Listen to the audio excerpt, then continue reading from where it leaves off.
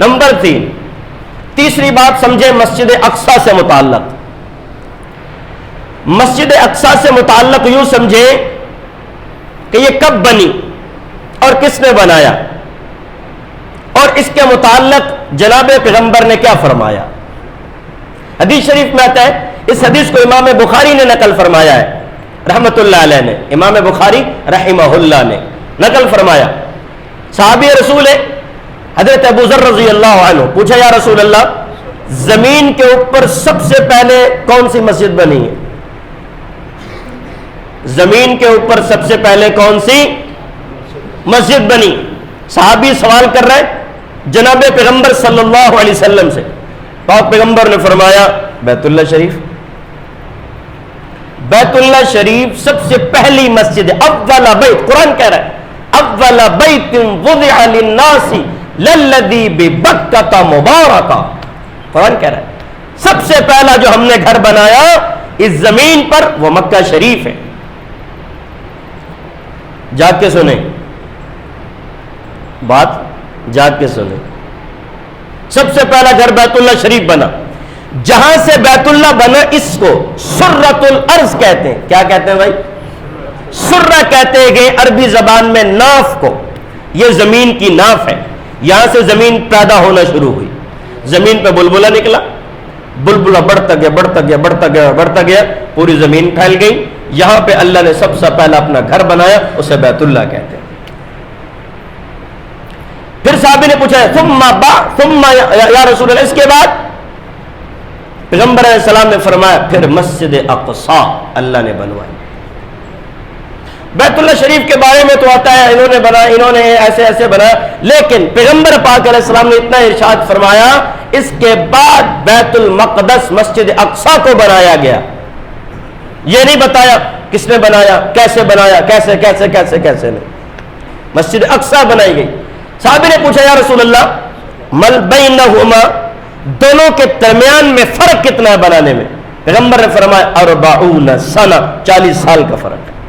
وہ 40 سال پہلے بنایا گیا، یہ 40 سال بعد میں بنایا گیا. یہ 40 سال کے. تو مسجد اقصی کو یہ شرف حاصل ہے کہ وہ دنیا پر جو مسجدیں بنی، اللہ کا گھر بنا، ان میں دوسرے نمبر پہ اس کو بنایا گیا. نمبر 2 مسجد اقصی کو یہ بھی شرف حاصل ہے کہ یہ مسلمانوں کا قبلہ اول ہے. کیا ہے بھائی؟ قبلہ اول ہے. پہلے مسلمانوں نے اس کی طرف منہ کر کے نماز پڑھی ہے. جناب نبی پاک صلی اللہ علیہ وسلم نے 16 سے 17 مہینہ مسجد اقصی کی طرف منہ کر کے نماز پڑھی. آباء و اجداد کا قبلہ کعبہ شریف تھا، کعبے کی طرف رخ کر کے پڑھا کرتے تھے، لیکن اللہ پاک نے حکم دیا آپ مسجد اقصی کی طرف منہ کریں. لیکن رسول اللہ صلی اللہ علیہ وسلم کی چاہت اور منشا دل میں یہ تھا کہ میرا بھی قبلہ وہی ہونا چاہیے جو آباء و اجداد کا تھا. اللہ پاک نے حکم دیا فَوَلِّ وَجْهَكَ شَطْرَ الْمَسْجِدِ الْحَرَامِ. 17 مہینے کے بعد حکم آیا. آج بھی وہ مسجد موجود ہے جسے مسجد قبلتین کہا جاتا ہے. مسجد ذو قبلتین کہا جاتا ہے.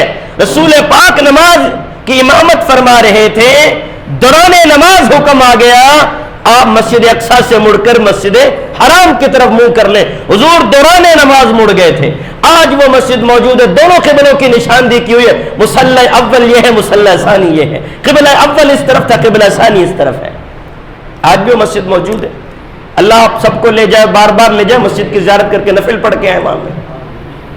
آج بھی وہ مسجد موجود. تو اس کو شرف حاصل ہے کہ مسلمانوں کا قبلہ اول ہے. نمبر 3 اس کو یہ بھی شرف حاصل ہے مسجد اقصی کو پاک پیغمبر صلی اللہ علیہ وسلم کو یہاں سے معراج کروایا گیا. ایک اسراء اور ایک معراج، دو لفظ قرآن، ایک لفظ اسراء قرآن نے بولا اور حدیث نے معراج کہا.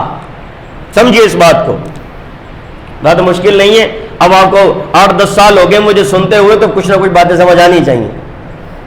ایک بندہ مجھ سے باہر پوچھتا یار تمہاری باتیں سمجھتا کون ہے؟ میں کہا بھائی میں اتنا چلایا ہوں ابھی تم یہ پوچھ رہے سمجھتا کون؟ میں نے اتنا زور لگایا ایک جملے میں تم نے پانی پھیر دیا سارا. تو قرآن نے اسرا کہا, سبحان الذی اسرا کا الی المسجد الحرام الی المسجد الاقصی, معراج نہیں کہا. اسرا مسجد حرام سے مسجد اقصی تک جو سفر ہے یہ رات میں ہوا, اس کو اسرا کہتے ہیں. یہ قرآن سے ثابت ہے. مسجد اقصی سے اللہ کی ذات تک عرش معلی تک جانا حدیث پیغمبر سے ثابت ہے. اتنے ذکر قرآن میں ہے, باقی کا ذکر حدیث پیغمبر میں ہے. معراج بیت المقدس سے اللہ عرش معلی اور عرش اعظم تک جانے کا ذکر حدیث پیغمبر میں ہے. مسجد حرام سے مسجد اقصی تک کا ذکر حدیث قرآن شریف میں ہے. تو اس کو یہ بھی شرف حاصل ہے کہ پیغمبر کا جو معراج ہے وہ مسجد اقصی سے شروع ہوا ہے. اس کو اگلا شرف یہ حاصل ہے, اس کے ارد گرد جتنی جگہ ہے, مسجد کے گرد و نواح میں جتنی جگہ ہے وہ ساری کی ساری بابرکت ہے. اب آپ کو میری بات سمجھ آنی چاہیے, میں قرآن کی آیت پڑھوں گا.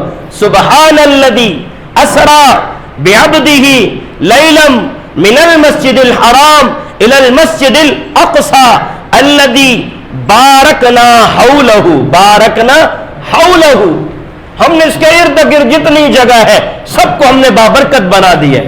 اور بابرکت کیوں بنایا؟ انبیاء دفن ہیں, انبیاء کا مسکن ہے, انبیاء کے نزول اور آمد اور تشریف لانے کی جگہ ہے, اس لیے بابرکت بنا دیا.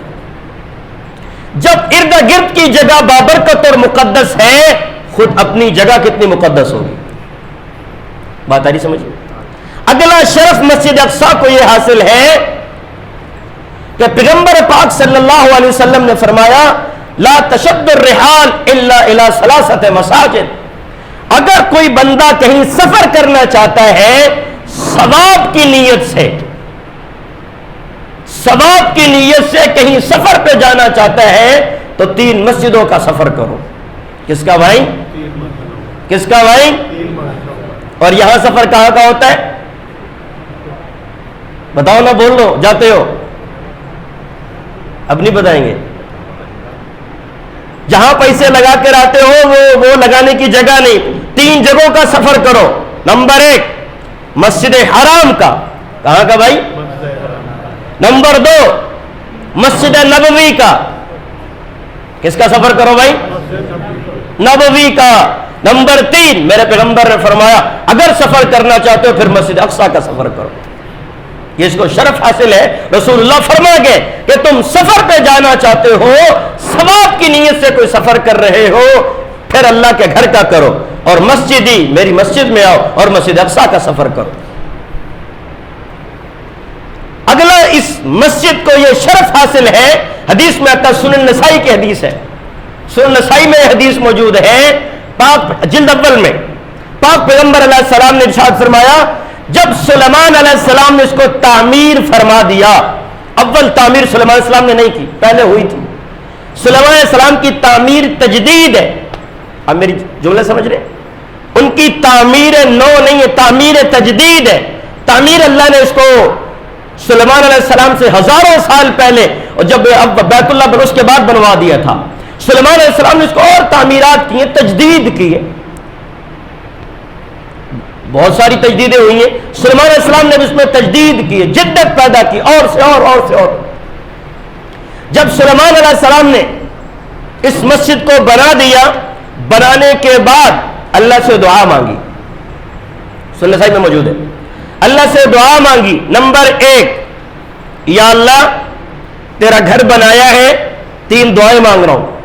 آپ کو پتا ابراہیم علیہ السلام نے بھی دعا مانگی تھی, ربنا وبعث فیہم رسولا مانگی تھی نا, اور اللہ تعالیٰ سے پاک پیغمبر کی ذات مانگی تھی. سلیمان علیہ السلام نے تجدید نو کر کے مسجد اقصی بنا کر کے پھر اللہ سے دعا مانگی ہے, کیونکہ پہلے عبادت کی جاتی ہے پھر مدد مانگی جاتی ہے. قرآن میں ہم ہر نماز کی ہر رکعت میں ایک آیت پڑھتے ہیں, ایاک نعبد و ایاک, بات آ رہی سمجھ؟ ایاک نعبد, پہلے عبادت کرو اس کے بعد مدد مانگو. کرنا ترنا کچھ بھی نہیں, اللہ ساڑی سنتا ہی نہیں. کرنا ترنا کچھ بھی نہیں, ساڑی سنتا ہی نہیں. وہ بڑی نیڑے آ کے سنتا ہے, سنانے کی کوشش کرو. وَنَحْنُ أَقْرَبُ إِلَيْهِ مِنْ حَبْلِ الْوَرِيدِ، میں تمہارے اندر رہتا ہوں، شہرت میں رہتا ہوں. ما يكون من نجوى، قرآن ہے، ما يكون من نجوى ثلاثة إلا هو رابعهم، تم 3 بیٹھ کے باتیں کر رہے تو میں چوتھا میں ہوتا ہوں. تم 4 بیٹھ کے باتیں کر رہے ہو، خامسة 5واں میں ہوتا ہوں. میں تو تمہارے بہت قریب. اینما تولوا فثم وجہ اللہ، جس پاسے بھی تسا منہ کر کے کچھ بھی کرو میں موجود ہوتا ہوں. اللہ سنتا ہے. جو کہتے ہیں میرے حدیث شریف میں تھا جلدی نہ کرو دعائیں مانگنے، یہ نہ کہو جلدی نہ کرو. صاحب نے پوچھا جلدی کیا ہے؟ فرمایا بندہ یہ کہہ دے ساڑی سنتا ہی نہیں. وہ تو سنتا ہے، ابلیس کی بھی سنتا ہے. قرآن شریف میں نہیں ہے. اللہ تعالیٰ کی ذات غصے میں تھی اور بڑی غضبناک تھی. اس وقت ابلیس نے اللہ سے دعا مانگی، انذرنی الی یوم یبعثون، مجھے قیامت تک مہلت دے دے، میں دعا مانگتا ہوں. اللہ پاک نے فرمایا جاؤ قیامت تک مہلت دے. وہ تو ابلیس کی بھی سنتا ہے، ہم تو ابلیس نہیں ہیں. ہماری بہت قریب سے سنتا ہے. سنانے کا ڈھنگ دیر ہو سکتی ہے. حدیث شریف میں آتا ہے اللہ اگر کوئی دعا مانگے اس کے حق میں وہ بہتر نہیں ہوتی. ہم سمجھ نہیں ہو رہے ہوتے، ہم کہہ رہے تھے یہ ہو جائے یہ ہو جائے، لیکن اس کے نتائج اچھا نہیں ہوتے، اللہ کچھ اور دے دیتے ہیں. بہرحال وقت سلیمان علیہ السلام نے دعا مانگی تعمیر مسجد کے بعد. یہ مسجد اقصیٰ کو شرف حاصل ہے. یا اللہ پہلی دعا یہ مانگتا ہوں مجھے فیصلے کرنے کی قوت عطا فرما. فصل الخطاب، مجھے فیصلہ کرنے کی قوت عطا فرما. آپ سنتے رہتے ہیں علماء سے، ایک داؤد علیہ السلام نے فیصلہ کیا، ایک سلیمان علیہ السلام نے فیصلہ کیا. فَفَهَمْنَاهَا سُلَيْمَانَ، قرآن کہہ رہا ہے ہم نے سلیمان علیہ السلام کو فہم دی، فیصلے کی قوت دی. ایک باپ کا فیصلہ ایک بیٹے کا فیصلہ ہے. بیٹے نے باپ کے فیصلے پر اپنے فیصلے سے رجوع کیا. تو پہلی دعا مانگی یا اللہ مجھے فیصلہ کرنے کی طاقت دے. اور یہ بہت بڑی دعا ہے. ہم فیصلے کہتے ہیں ڈبل مائنڈ ہو گیا، قوت فیصلہ نہیں، کرنا کی بھائی کرنا کی. روٹی میں فیصلہ نہیں ہوتا، کھانا کی ہے. آج پکانا کی، کوئی فیصلہ نہیں ہو رہا. گھر والے سر جوڑ کے بیٹھے ہوئے پکانا کی ہے. اب بھائی روٹی میں فیصلہ نہیں ہو رہا. اور 3 بھائی تھے اور ماشاءاللہ بڑا کھانے کا ذوق رکھتے تھے، کھانے کا بڑا ذوق رکھتے تھے. بیٹھے ہوئے آپس میں باتیں کر رہے. اچھا بڑا چھوٹے تینوں سر جوڑ کے بیٹھے ہوئے، پڑھتے نہیں تھے، کھانے کے بڑے شوقین تھے. وہ سر جوڑ کے بیٹھے ہوئے کہتا اچھا اج شامی تے اپا قورمہ کھا لیں گے، سویرے سری پائے دا ناشتہ کر لیں گے، کل دوپہری بریانی کھا لیں گے، تے شامی پھر جڑا نہ کوئی سبزی کھا لیں گے. تے اپا پرسوں کی کھانا، تے اپا پرسوں کی کھانا. تو بھائی یہ قوت فیصلہ بھی اللہ سے مانگا جائے. سلیمان علیہ السلام نے اللہ سے مانگا یا اللہ قوت فیصلہ دے دے.